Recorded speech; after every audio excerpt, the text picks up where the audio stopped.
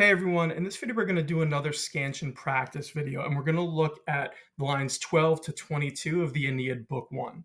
Now before we dive too far into it, if you want any more resources on Virgil or the Aeneid, feel free to check out my site. You can find the different passages there, some videos that might help you out rather, just some extra stuff along with some practice on how to do scansion, right, which will help you out. Now the other thing I would say before we get too far into it, if this is your first time watching a scansion video, I'd highly recommend that you go back and take a look at the video I made on how Latin meter and scansion work, right? Otherwise, it might be a little confusing. There's a lot of nuance to it, little rules that you probably want to know, obviously, before you try it. So if you haven't done that, watch the video. That way you feel prepared and you understand what's going on so that you're not confused by this. The last thing I'd say is whenever you're dealing with scansion and meter, the best thing you can do is practice this by reading it aloud, right? It's Latin poetry. It's meant to be read aloud. It's got that musical quality to it. So you definitely want to read this, work on your speaking, your pronunciation. Again, this is where I always tell you if you're a student, probably an AP student, if you can find a classmate to read it too, that way you can work on your speaking and listening when you're reading it, then have them read it back to you so you can work on your listening skills, right? That way you're getting kind of practice on both ends, but it'll really help you out. You don't want to just do this in your head. That's not what it's intended for. It's meant to be spoken aloud. So you should do that. So what we'll do in this video is I'll walk you through the scansion, right, the meter of this part of the poem, and I'll read it to you. And again, I'll preface this. I always tell you my pronunciation is nothing great, but at least you'll be able to hear it once and hopefully take it and then run with it and practice however you need to. But if you're looking for a little bit of help, hopefully this will explain it to you and you can feel comfortable on how to do it. Scansion and meter is important whenever you're dealing with poetry, right? That's the idea. You're not supposed to just read this in your head, but usually the Aeneid is read by AP Latin students. I know with my students, they're reading it, and we like to practice the meter, the scansion for the AP test. So that might be what you're working on. So again, what I always tell you, if you're a student, doing a little bit of practice here and kind of investing some time will help you down the road, because the good thing is the meter really repeats itself. So once you do it a little bit, you should be in a pretty good spot. Okay? So that being said, if you haven't worked through that video or practice on your own, pause the video, go work on it, and come back, and that way you understand what's going on. Okay, so just a refresher, Virgil's meter, right, for the Aeneid is the famous dactylic hexameter. So it looks like this, and you've heard me say this before, but in this type of meter, there are 6 feet, right? That's where you get the hexameter part. And the first 4 can be either dactyls, which is a long, short, right, in terms of syllables, or spondies, which is long, long. Okay, so there's a little bit of variation on what you can do. And if you're looking at this picture, you can see that it's marked that way. The sort of dash-looking symbol is for a long syllable, and what looks like a U is for short. And you notice there's another long on top of the 2 U's to show you it can either be a dactyl or a spondee. Okay, but the great thing about dactylic hexameter is the final 2 feet have a set rhythm. You're going to have a dactyl followed by a spondee. Okay, and you can see usually on that last syllable we put an X, right? That's why you're seeing it there. But this will help you if you're ever doing meter and those last 2 feet don't have that dactyl and spondee combination. You know that probably something probably went wrong. Okay, so that'll kind of help you as you work your way through. So this is the chunk of the poem that we're looking at, lines 12 to 22. Okay, so we're going to take it one line at a time. I'll walk you through the meter rather, explain any problem areas you might have, and then we'll kind of read through it together, and hopefully this will help. Okay, so line 12 starts like this. You have herbs antiqua fuit, then you have this sort of side thought. We have tirii tenuere coloni. Okay, so we're starting with a spondee. Herbs is long, and the U in herbs is long by position because it's followed by 2 consonants. Then you have an, which is long, again, because the A is followed by an N and a T. That's what we call long by position. So the first 2 syllables are long. It's a spondee, so you have herbs an. Okay, the T is long because of the long I. Then you have quafu, right, antiquafuit. There's nothing to lengthen the A or the U in fu, so that's a dactyl. The it at the end of fuit is long because it's followed by 2 T's. It's long by position.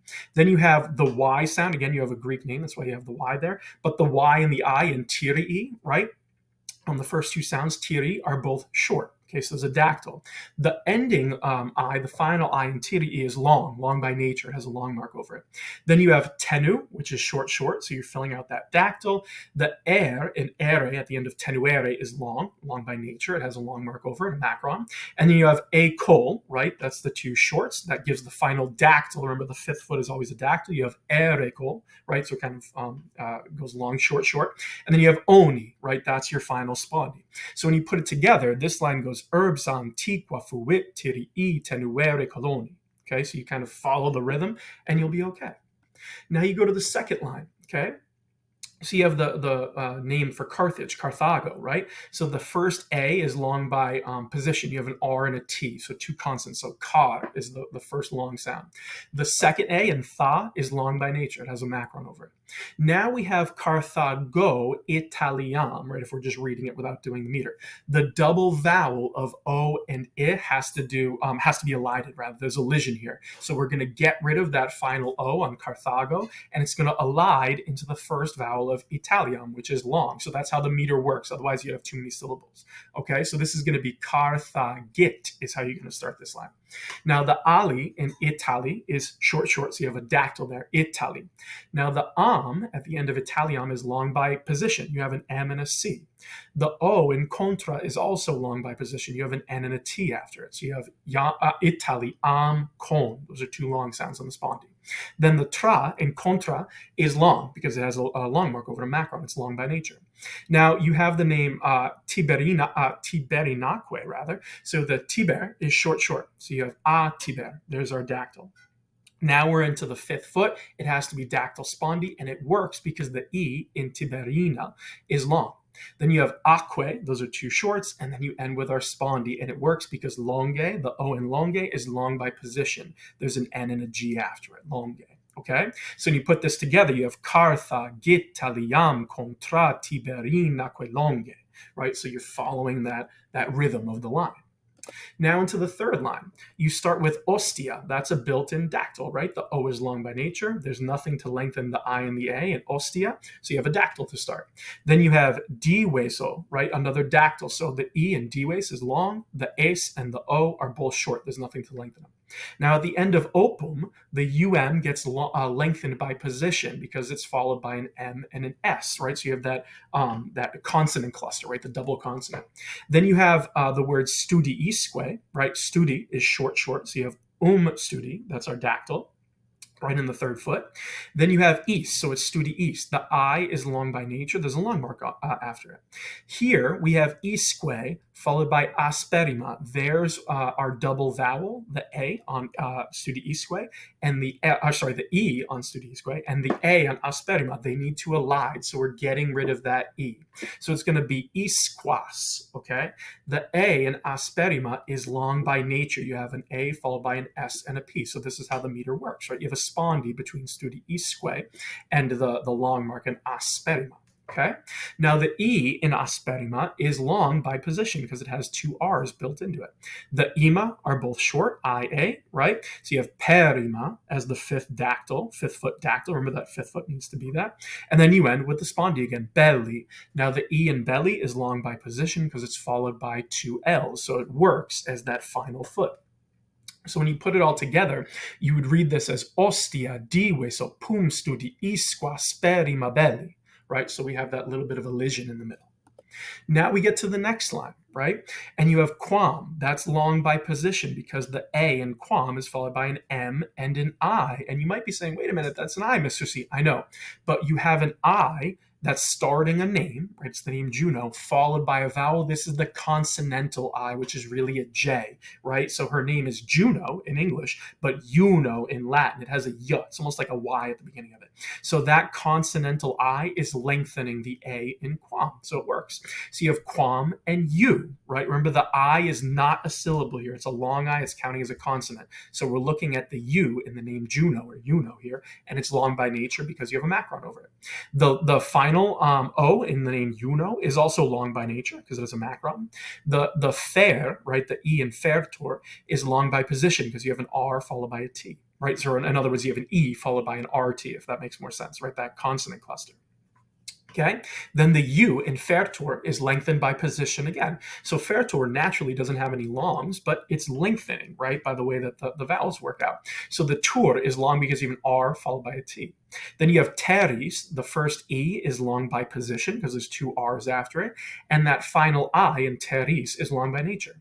Now magis has nothing to lengthen it. So you have ris magis. It's a dactyl. Okay, now we hit the fifth foot. We know we're going to have dactyl spondy. Omnibus is a great word that we see a lot in Virgil's poem because it's a built-in dactyl. The O is long by position because it has an M and an N after it, right? That double consonant or consonant cluster. And ibus has nothing to lengthen it, right? So omnibus unam. There's our spondy at the end, unam. So when you put this together, you're saying quam you no fertur terris magis omnibus una. So this is a very heavy line, right? A lot of spondies in there, and that's because it's matching, talking about Juno and how mad she is at the beginning of the poem, right? So I think I told you in the previous video, the meter can match sort of the feeling, the mood of what's going on in the actual story or in the poem. Okay. Now we move on to the next line. Okay, so we have the word post habitat. So post is long by position. You have an O followed by an S and a T, consonant cluster, right? Double consonant. The A in habi, right? And actually the I, those are both short. So habi, there's nothing to lengthen it. So post habi is a built-in dactyl to start our line, the first foot. The ta at the end of habitat is long by nature. There's a long mark over it. There's nothing to lengthen. Kolu, right? Those two syllables. So you have a dactyl. Ta kolu is our dactyl. Now the I in isse is long by nature. It's followed by two S's. That consonant cluster lengthens the I. There's nothing to lengthen the E on isse or the A in samu. So you go isse samu. Issesa, there it is the dactyl.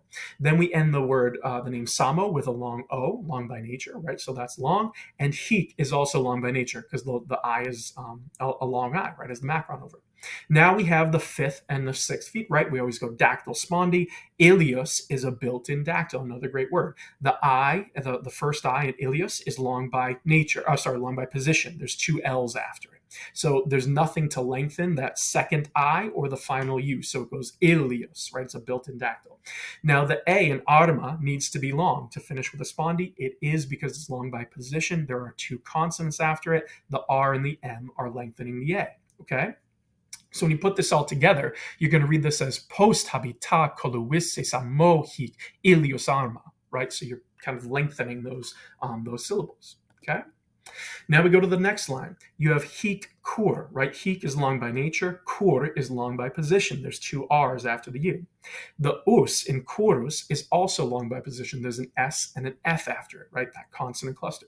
Now there's nothing to lengthen the vowels in fuit, so those are short. So you go us fuit, right? So dactyl. Hok is long by position rather, because there's a C and an R after it. It needs to be long and it works, right? So you kind of hold that hook. Re in regnum is long by nature, and the regnum is long by position. There's an M and a D after it, right? So it's lengthening the U. Dea is short, nothing to lengthen it. So you go dea, right? That's a dactyl in that fourth foot. Now the fifth foot is again one word, built-in dactyl. You see this a lot with Virgil. Gentibus, the NT is lengthening that first E. So you go gentibus, right? Dactyl. There's nothing to lengthen the I or the U. And then we end with esse. Now, esse, right, gets lengthened with the E because it's followed by two S's. So there's a long by position there.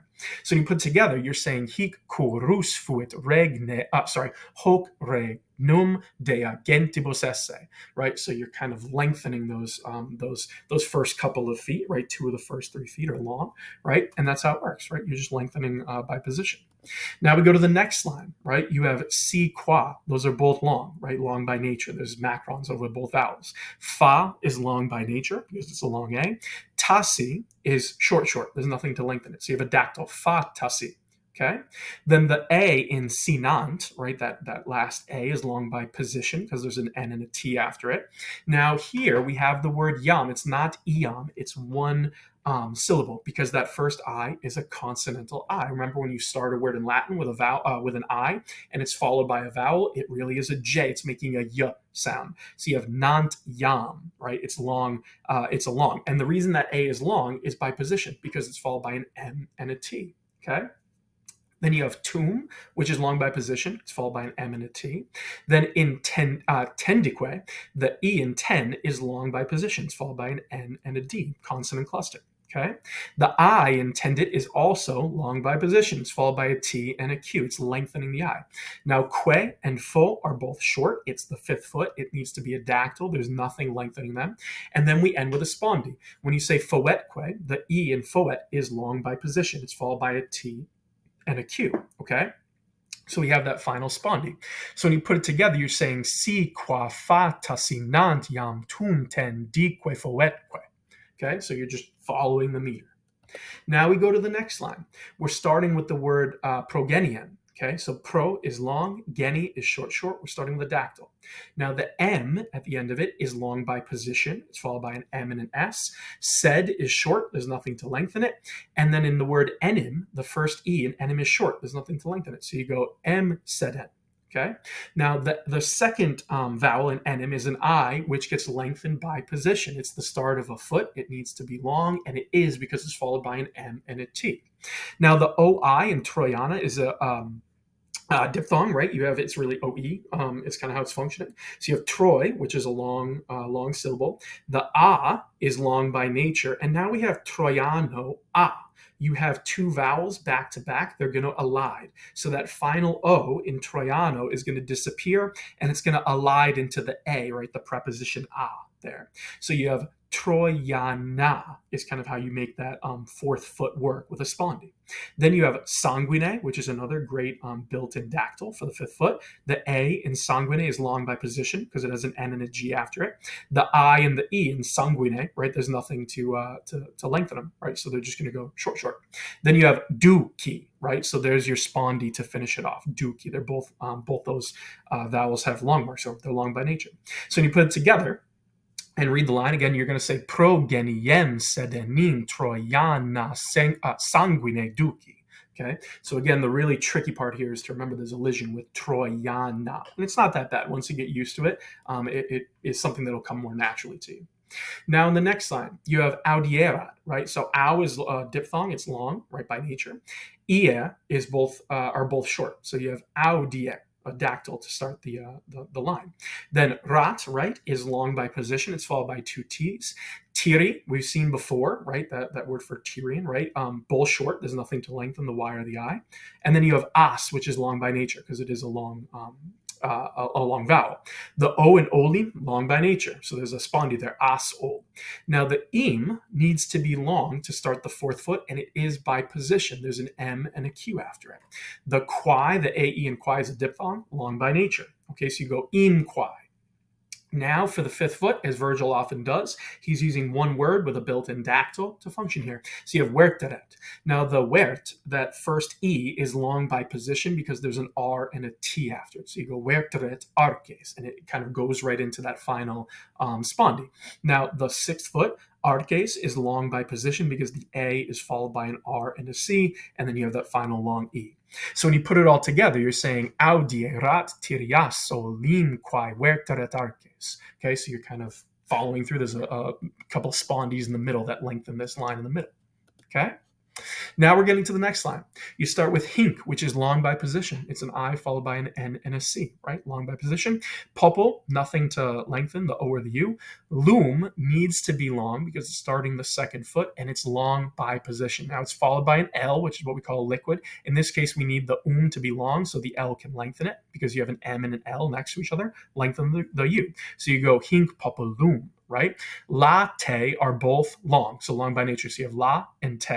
Re and regen is long by nature. So there's, again, a lot of heavy long marks here. You're going loom, la, te, re, gem. Now, gem needs to be long because it's starting our fourth foot, and it's got a B after it. So you have that consonant cluster. Gem is long by position. Now, belloque is the L in bell is long by position because there's two L's after it. Right, so the E gets lengthened. O in the fifth foot is long by nature. And you have quesu. There's nothing to lengthen those. That's your fifth foot dactyl. And you have perbum, right? So you end with that spondy. The E in perbum is long by position because it's followed by an R and a B. So when you put this all together, you're saying hinc populum la tere gem belloque superbum. Right, again, you have that rhythm of a lot of spondies and long marks. Okay? Now we get to the final line, at least in this chunk. And you have venturum, right? Went is long by position. It's an E followed by an N and a T. Ur is long by nature. It's a long U. Now we have excidio. There's too many syllables here. And it works, right? Because the remember when you have a word in poetry that is a AM, or EM, in this case it's a followed by a vowel, it's going to elide. So you're getting rid of the and going to the X. So this is really venturex. Now the E in excidio is long by position for two reasons. lines, there's two consonants there, X and C, but X on its own is a double consonant, right? It's really a K and an S together. So there's a few markers here telling you that E is long. So you have X skiddy, there's nothing to lengthen the two I's. O is long by nature. Libby, nothing to lengthen the I or the Y. I in the fourth foot is a diphthong. It's long by nature. Seek has a long I. It's long by nature. Then you have that fifth foot built-in dactyl, one word, wolwere, right? The O in wol is long by position because there's an L and a V after it. And there's nothing to lengthen the two E's. So you go wolwere. Then you have parkas, right? The fates to end this line. Par is long by position because there's an A followed by two consonants, right? The R and the C. And then you have that final sound with the long A in parkas. So when you put this all together and include the elision, you go when tu rex skidio libiai sig wolvere parkas. Okay, you just kind of follow it. Make sure you have that elision. Again, if you didn't elide the UM in venturum, there would be too many syllables, right? You'd catch this because the meter just wouldn't work, and that's always the red flag that something's wrong. Okay? So let's just pause right there. There's a lot, right? And hopefully, you're getting the hang of it. I know if you're following this video series, it's only the second video we've made, so it still might be a little confusing to you.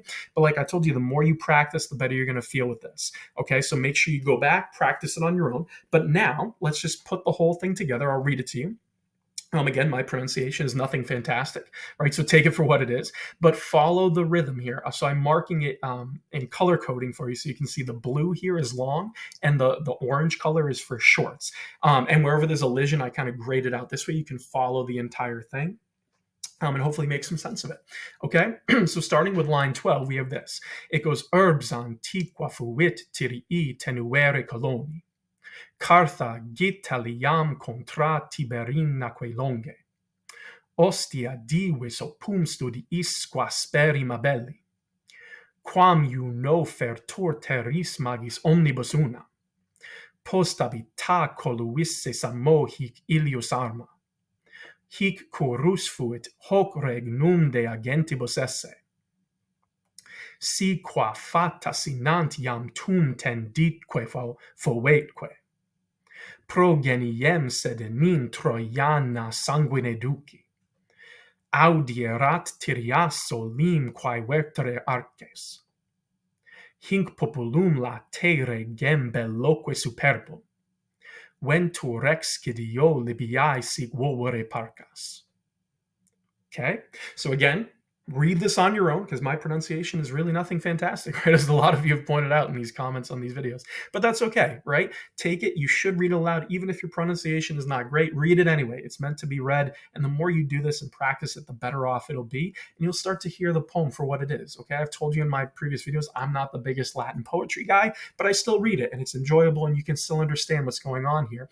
And the meter is a really important part of what Virgil's doing, right? If he didn't want to include meter, he wouldn't have written a poem. He would have written a history, right? But that's not the point. We're doing poetry, work on the meter, practice it, and you should feel pretty good, right? I'll do a couple more of these, but once you get the hang of it, there should be nothing stopping you from really understanding how to read the Aeneid or anything with Latin poetry. As long as you know the meter, you're in a pretty good place.